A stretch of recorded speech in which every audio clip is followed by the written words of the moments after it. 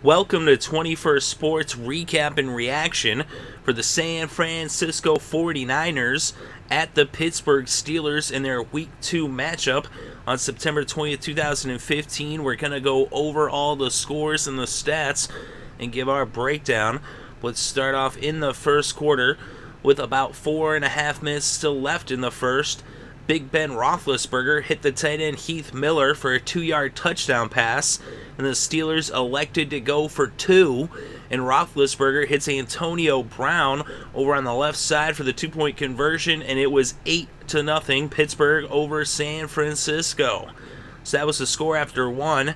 Then in the second quarter, with about 10.5 left before halftime, Phil Dawson hit a 47-yard field goal to put the Niners on the scoreboard as they cut the Steelers' lead to 5 with the score Pittsburgh 8, San Francisco 3. Then with about 8 minutes left before halftime, D'Angelo Williams punched the ball in from 2 yards out, and then the Steelers once again elected to go for two. This time Roethlisberger went to the tight end Heath Miller, who had caught the touchdown earlier. This time it was a 2-point conversion, and that made it two 2-point conversions, and now the Steelers had extended their lead to 13 with the score Steelers 16, 49ers 3. Then, with less than 6 minutes left before halftime, Roethlisberger hit Darius Hayward-Bay in the back of the end zone for a 35-yard touchdown pass.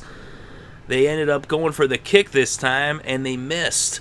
And so it was 22-3 as the Steelers extended their lead to 19 points over the Niners. Then, with less than 2 minutes left, coming out of the 2-minute warning, D'Angelo Williams punches it in from 2 yards out once again. This time, Scooby ends up kicking the extra point, and that made it 29-3 as the Steelers extended their lead to 26 points before halftime. So that would remain the score throughout the third quarter and into the fourth, as neither team scored in the third. But in the fourth quarter, less than 2 minutes into the third, Colin Kaepernick hit Anquan Boldin for a 14-yard touchdown pass, and the extra point by Dawson cut the lead back to 19 with the score Pittsburgh 29, San Francisco 10. But then just a couple minutes later, with 10.5 left in the game, D'Angelo Williams ran the ball in for the end zone for the third time in this game, this one a 1-yard run, and Scooby added the extra point to make it 36-10 as the Steelers extended their lead back to 26 points. Then, with less than 10 minutes left to play, and about 45 seconds later, Kaepernick throws a huge bomb to Torrey Smith, 75 yards for the touchdown, and then Kaepernick ends up hitting Smith for the 2-point conversion, and it was now 36-18 as they cut the lead in half, as it was now an 18-point lead still for the Steelers, who are well in hand. Victory was well in their hands. And then 2 minutes later, with less than 8 minutes left to play, Roethlisberger added one for good measure, this time throwing a touchdown to Antonio Brown, a 7-yard pass, and with the extra point, it was 43-18, and that would be the final score as the Steelers win by 25 points at home to bring their record to 1-1, and the Niners are also 1-1 as well. So Pittsburgh exposing that 49ers defense as they ran the score up on them. Kaepernick actually had a pretty good day, one of his best passing days of his career, as Kaepernick was 33 for 46 for 335 yards and 2 touchdowns. But Big Ben Roethlisberger, 21 for 27, 369 yards, 3 touchdowns. Neither team had an interception. Kaepernick had 51 yards on the ground to go along with his 335 passing yards off of 9 carries to be the Niners' leading rusher. The leading rusher for the Steelers, D'Angelo Williams, 20 carries for 77 yards, including 3 touchdowns on the ground. He also had 4 receptions for 15 yards as well. Carlos Hyde, coming off a big performance, had just 43 yards on the ground off of 13 carries. He also had 18 receiving yards off of 4 receptions. So the Steelers definitely took care of Hyde. But Torrey Smith had 6 receptions for 120 yards and a touchdown, although that was later on in the game. Of course, 75 yards of which came off of that one touchdown pass. If you actually subtract that, he had 5 catches for 45 yards other than that 75-yard touchdown. Davis, 5 receptions for 62 yards. Bolden, 6 receptions for 60 yards and a touchdown. That's for the Niners, of course. And over on the other side, Antonio Brown, 9 receptions, 195 yards and a touchdown for Pittsburgh. Darius Hayward-Bay, 4 receptions for 77 yards and a touchdown. Marcus Wheaton, 2 receptions for 67 yards. And Miller, the tight end, 2 receptions for 15 yards, including a touchdown. He also caught a 2-point conversion as well. And in the kicking, Scooby 3 for 4 on extra points, did not attempt a field goal. Dawson 1 for 1 on the field goals, 1 for 1 on the extra points. We look at the defense. Shazier, 11 tackles to lead the Steelers and to lead the game in tackles. He also had a sack and a forced fumble. Blake had 10 tackles. And the Steelers were getting after the quarterback as they were getting after Kaepernick as they sacked him 5 times in this game. As Tuitt had 1.5 sacks, Moats had a half a sack, Bud Dupree, the rookie out of Kentucky, had a sack as well. Hayward had a sack. As I said, Shazier with the sack. They were just a terror in the backfield, getting up in Kaepernick's face. He still did manage to get quite a bit of yards through the air. Of course, a lot of that came late in the game as they were trying to play catch-up as the Steelers just dominated this one. They were running up the points on them. And so at that point, the Niners were just pass, trying to play catch-up. And the Steelers, rather, kept bringing the blitz. As it was Blitzburg, they were getting those sacks. And they let up those pass yards. So we said a lot of that was kind of garbage time pass yards late in the game as they were already up by multiple scores at that point. So, I mean, it was a pretty dominant performance by the Steelers overall. And we look at the numbers for the team's stats and the first downs. The Niners actually had more, 27-21.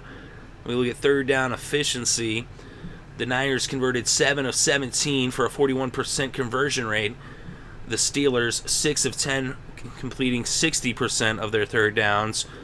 The Niners actually 3 for 5 on fourth down conversions as they converted 60% of their fourth downs.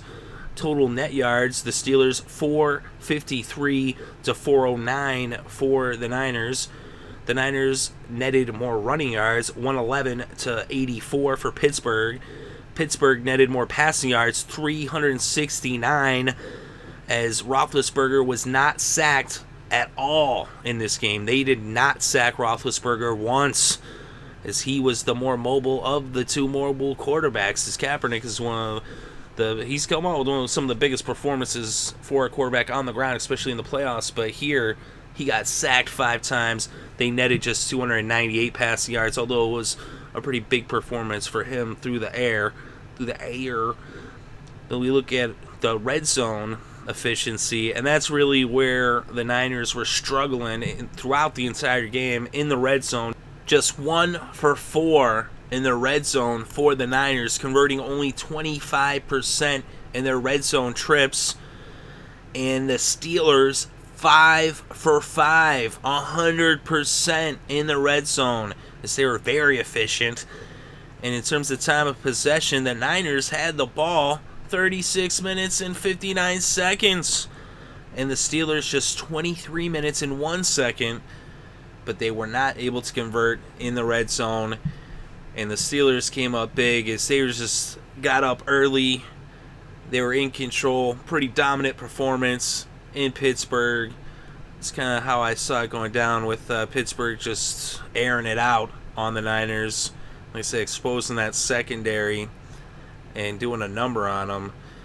I said all around, too. 6 touchdowns, 3 through the air, 3 through on the ground.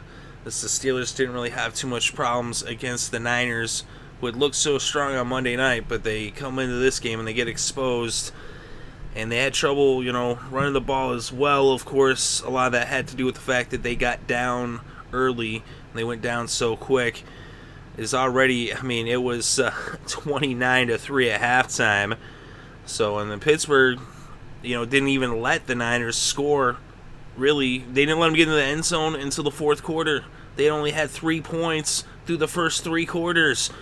So, I mean, even though the Niners put up a lot of yards, a lot of that, like I said, was because they were just passing the ball to try to play catch-up as they were trailing the whole game. So, the passing yards are a little bit deceptive on the other side. It wasn't really quite that. It was more that, at that point in the game, they kind of play a little more prevent. And they're still blitzing and bringing the pressure, but not really, they're kind of letting Torrey Smith just run free at that point. And, they put up 18 points, like I said, 15 of which came in the fourth quarter in garbage time when they were already just getting demolished. So pretty impressive win by the Steelers, and they'll be getting Le'Veon Bell back next week. So they don't even have 3 of their marquee players in this game.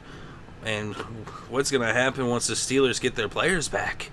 They're going to be pretty dangerous. They're a team to look out for. Is they definitely look like they have, and a good shot at going for the playoffs if they can continue to play like they did here.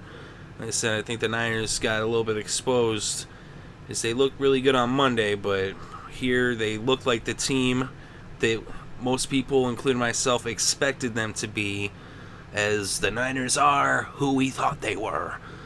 But let me know what you think in the comments section below. Definitely interested to read your thoughts and opinions. Thank you very much for listening. It is greatly appreciated. I hope you're having a good day and had a great weekend and enjoyed all the sports.